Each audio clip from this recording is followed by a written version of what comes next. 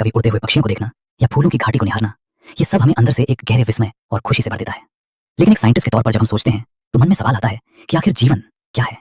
इसके दो पहलू हैं, एक जो हमें इसके तकनीकी मतलब की ओर ले जाता है कि लिविंग और नॉन लिविंग में फर्क क्या है, और दूसरा एक दार्शनिक सवाल है कि जीवन का उद्देश्य क्या है। खैर, हम यहाँ दूसरे सवाल को छोड़कर पहले वाले पर ध्यान देंगे। तो चलिए समझते हैं कि किसी को जिंदा या लिविंग कहने के लिए हमें किन खासियतों को देखना होता है। सबसे पहली और बड़ी पहचान है ग्रोथ। हर लिविंग ऑर्गेनिज्म बढ़ता है। इसमें दो चीजें होती हैं, या तो शरीर का मास बढ़ता है या फिर सेल्स की संख्या बढ़ती है। मल्टी सेलुलर ऑर्गेनिज्म जैसे कि हम इंसान या पेड़ पौधे सेल डिवीजन के जरिए बढ़ते हैं। पौधों में तो ये बढ़त पूरी उम्र चलती रहती है, लेकिन जानवरों में ये खास उम्र तक ही होती है। हालांकि पुराने सेल्स को बदलने के लिए सेल डिवीजन बाद में भी होता रहता है। अब यहाँ एक पेंच है, अगर हम सिर्फ वजन बढ़ने को ग्रोथ माने तो पहाड़ और रेत के टीले भी समय के साथ बड़े होते हैं, क्योंकि उन पर बाहर से धूल मिट्टी जमती रहती है। इसलिए ग्रोथ को हम लिविंग होने की इकलौती डिफाइनिंग प्रॉपर्टी नहीं मान सकते, क्योंकि नॉन लिविंग चीजें भी बाहर से बढ़ सकती हैं। लिविंग में ग्रोथ हमेशा अंदर से होती है। ग्रोथ के बाद अगली अहम बात आती है रिप्रोडक्शन। मल्टी सेलुलर जीवों में इसका मतलब होता है अपनी जैसी संतान पैदा करना। फंगस लाखों स्पोर्स बनाकर अपनी संख्या बढ़ाते हैं। ईस्ट और हाइड्रा में हम बडिंग देखते हैं, और प्लेनेरिया जैसे जीवों में रीजनरेशन होता है, जहां शरीर का कटा हुआ हिस्सा फिर से पूरा जीव बन जाता है। लेकिन क्या रिप्रोडक्शन लिविंग होने की अनिवार्य शर्त है? नहीं, क्योंकि खच्चर म्यूल्स, स्टेराइल वर्कर बीज या कुछ इंसान ऐसे होते हैं जो बच्चे पैदा नहीं कर सकते, पर वो जिंदा तो है ही, इसलिए रिप्रोडक्शन भी डिफाइनिंग प्रॉपर्टी नहीं बन पाया। इसके बाद आता है सबसे जादुई हिस्सा, मेटाबॉलिज्म। हमारे शरीर के अंदर हर पल हजारों केमिकल रिएक्शन चल रहे हैं, चाहे वो यूनिसेलुलर हो या मल्टी सेलुलर। हर जीव में मेटाबॉलिज्म होता है। कोई भी नॉन लिविंग चीज मेटाबॉलिज्म नहीं दिखाती। हाँ, हम लैब में टेस्ट ट्यूब के अंदर ये रिएक्शन कर सकते हैं, लेकिन उन्हें हम लिविंग थिंग नहीं कह सकते, बस वो लिविंग रिएक्शंस हैं। इसीलिए शरीर का सेलुलर ऑर्गेनाइजेशन यानी सेल से बना होना ही जीवन की सबसे पक्की पहचान या डिफाइनिंग फीचर है। एक और बहुत ही उलझा हुआ लेकिन जरूरी फीचर है कॉन्शियसनेस। अपने आसपास के माहौल को महसूस करना और उस पर रिएक्ट करना ही चेतना है। चाहे वो छोटे से बैक्टीरिया हो या हम इंसान, सब लाइट, पानी, टेम्परेचर और प्रदूषण जैसी चीजों पर प्रतिक्रिया देते हैं। इंसान तो और भी खास है, क्योंकि उसके पास सेल्फ कॉन्शियसनेस है, यानी उसे खुद का भी एहसास है। अब अगर हम कोमा में पड़े किसी मरीज को देखें जो मशीनों के सहारे जिंदा है, तो उसे डिफाइन करना मुश्किल हो जाता है, पर क्योंकि उसके सेल्स काम कर रहे हैं, वो लिविंग ही माना जाएगा। अंत में हम कह सकते हैं कि बायोलॉजी असल में पृथ्वी पर जीवन के विकास की कहानी है। सभी लिविंग ऑर्गेनिज्म, चाहे वो आज के हों, पुराने हों या आने वाले, एक दूसरे से जुड़े हुए हैं, क्योंकि हम सब एक ही जैसा जेनेटिक मटेरियल शेयर करते हैं, बस उसकी मात्रा थोड़ी अलग होती है। जब हम इस विशाल जीव जगत को देखते हैं तो हमें डाइवर्सिटी का एहसास होता है। हमारे आसपास गमलों में लगे पौधों से लेकर आसमान में उड़ते परिंदों तक लाखों तरह के जीव हैं। अब तक लगभग 1.7 से 1.8 मिलियन प्रजातियों की पहचान की जा चुकी है, और इसे ही हम बायोडाइवर्सिटी कहते हैं। दुनिया के हर कोने में जीवों के अपने स्थानीय नाम होते हैं, जिससे कंफ्यूजन पैदा होता है। इसीलिए पूरी दुनिया में एक ही नाम चले, इसके लिए हमें नॉमेनक्लेचर यानी नामकरण की जरूरत पड़ती है। हमने बात की कि दुनिया में कितने सारे अलग अलग तरह के जीव हैं। अब जरा सोचिए, अगर आपको करोड़ों जीवों के बारे में पढ़ना हो और हर जगह उनका नाम अलग हो, तो कितनी उलझन होगी। जैसे प्याज को कहीं कांदा तो कहीं प्याज कहते हैं, वैसे ही साइंटिफिक दुनिया में भी कंफ्यूजन हो सकता था। इसी कंफ्यूजन को दूर करने के लिए वैज्ञानिकों ने नॉमेनक्लेचर यानी नामकरण का तरीका निकाला। इसमें सबसे जरूरी चीज है कि हम पहले जीव को सही से पहचानें, जिसे आइडेंटिफिकेशन कहते हैं। अब दुनिया भर के साइंटिस्ट ने मिलकर कुछ नियम बनाए हैं। पौधों के लिए ICBN international code for botanical nomenclature है, और जानवरों के लिए ICZN international code for zoological nomenclature बनाया गया है। इसमें सबसे पॉपुलर तरीका है बाइनोमियल नॉमेनक्लेचर, जिसे कैरलस लिनियस ने दिया था। इसमें हर जीव के दो नाम होते हैं। पहला उसके जीनस जेनेरिक नेम को बताता है, और दूसरा उसकी स्पीशीज स्पेसिफिक एपिथेट को। जैसे आम का साइंटिफिक नाम है मैंगीफेरा इंडिका, यहाँ मैंगीफेरा जीनस है और इंडिका उसकी स्पीशीज।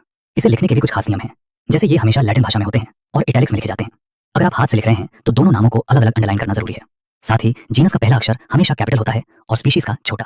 कभी कभी नाम के आखिर में उस साइंटिस्ट का नाम भी जोड़ देते हैं जिसने इसे पहली बार खोजा था, जैसे मैंगीफेरा इंडिका लिन। अब इतने सारे जीवों को अलग अलग पढ़ना तो नामुमकिन है, इसलिए हम उन्हें उनकी खूबियों के आधार पर ग्रुप्स में बांट देते हैं। इस प्रोसेस को हम क्लासिफिकेशन कहते हैं।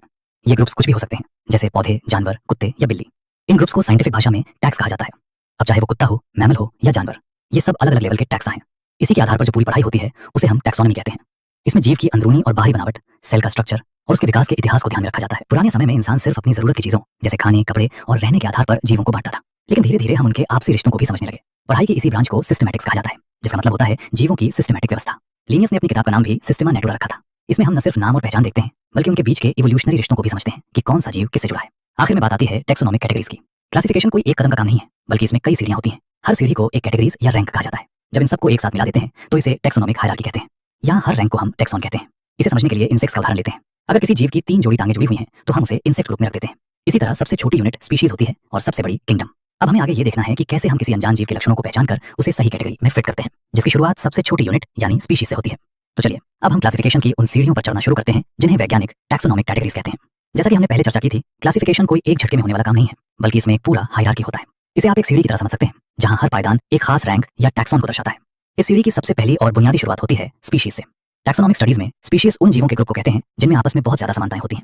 जैसे अगर हम आम मैंगीफेरा इंडिका, आलू सोलेनम ट्यूबरोसम और शेर पैंथेरा लियो को देखें, तो यहाँ इंडिका, ट्यूबरोसम और लियो खास स्पीशीज को बताते हैं। एक स्पीशीज के जीव आपस में ब्रीडिंग कर सकते हैं और अपनी जैसी संतान पैदा कर सकते हैं। इंसान भी एक स्पीशीज है जिसे हम सेपियंस कहते हैं, और हमारा जीनस होमो है। जब कई मिलती जुलती स्पीशीज एक साथ आती हैं तो वो मिलकर बनाती हैं जीनस। जैसे शेर पैंथेरा लियो, तेंदुआ पैंथेरा पारदस और टाइगर पैंथेरा टाइग्रिस में कई गुण एक जैसे हैं, इसलिए इन सबको एक ही जीनस पैंथेरा में रखा गया है। ठीक वैसे ही आलू और बैंगन अलग अलग स्पीशीज हैं, लेकिन उनका जीनस सोलैनम एक ही है। बिल्ली का जीनस फीलिस होता है, जो शेर के जीनस से थोड़ा अलग है। अब अगर हम एक कदम और ऊपर बढ़ें तो अगला लेवल आता है फैमिली का। यहाँ हम उन जनरा को रखते हैं जिनमें आपस में कुछ समानताएं होती हैं। हालांकि ये स्पीशीज के मुकाबले कम होती हैं। जैसे पौधों में सोलैनम, पेटूनिया और डेटूरा को एक ही फैमिली सोलेनियसी में रखा गया है। जानवरों में अगर आप बिल्ली और शेर को देखें तो भले ही उनके जीनस अलग हों, लेकिन उनकी फैमिली एक ही है, फेलिडे। वहीं अगर आप कुत्ते को देखें तो उसकी फैमिली अलग होती है, जिसे कैनिडे कहते हैं। इसके बाद आता है ऑर्डर। यहाँ हम उन फैमिलीज को एक साथ रखते हैं जिनके कुछ गिने चुने लक्षण एक जैसे होते हैं। जैसे फेलिडे बिल्ली वाली फैमिली और कैनिडे कुत्ते वाली फैमिली को एक ही ऑर्डर कार्निवोरा में रखा गया है, क्योंकि दोनों ही मांसाहारी हैं। पौधों में कॉन्वॉल्वुलेसी और सोलानेसी जैसी फैमिलीज को उनके फूलों के लक्षणों के आधार पर पॉलीमोनियस ऑर्डर में रखा गया है। ऑर्डर से ऊपर का लेवल है क्लास, जैसे प्रिमेटा ऑर्डर जिसमें बंदर, गोरिल्ला और इंसान आते हैं, और कार्निवोरा ऑर्डर को मिलाकर एक क्लास बनाई गई है जिसे मैमेलिया कहते हैं। अब बात आती है और भी बड़े ग्रुप की, जिसे हम फाइलम जानवरों के लिए या डिवीजन पौधों के लिए कहते हैं। जैसे मछलियां, मेंढक, रेंगने वाले जीव, पक्षी और स्तनधारी। इन सब में कुछ कॉमन फीचर्स होते हैं, जैसे कि रीढ़ की हड्डी का होना, नोटोकॉर्ड। इसलिए इन सबको कॉर्डेटा फाइलम में रखा गया है। और सबसे ऊपर सबसे बड़ा किंगडम होता है किंगडम। दुनिया के सभी जानवरों को किंगडम एनिमलिया में और सभी पौधों को किंगडम प्लांटा में रखा गया है। जैसे जैसे हम स्पीशीज से किंगडम की तरफ ऊपर जाते हैं, जीवों के बीच की समानताएं कम होती जाती हैं और क्लासिफिकेशन और भी मुश्किल होता जाता है। इसे आसानी से समझने के लिए अगर हम अपनी यानी इंसान की बात करें तो हमारा जीनस होमो है, फैमिली होमिनिडे है, ऑर्डर प्रिमेटा है, क्लास ममलिया है और फाइलम कॉर्डेटा है। इसी तरह आम का भी अपना पूरा पता होता है। तो ये था क्लासिफिकेशन का पूरा ढांचा। लेकिन वैज्ञानिकों को इन करोड़ों जीवों को संभालने और पहचानने के लिए कुछ औजारों की जरूरत भी पड़ती है, जिन्हें हम टैक्सोनॉमिकल एड्स कहते हैं। इसमें सबसे पहला नाम आता है हर्बेरियम का।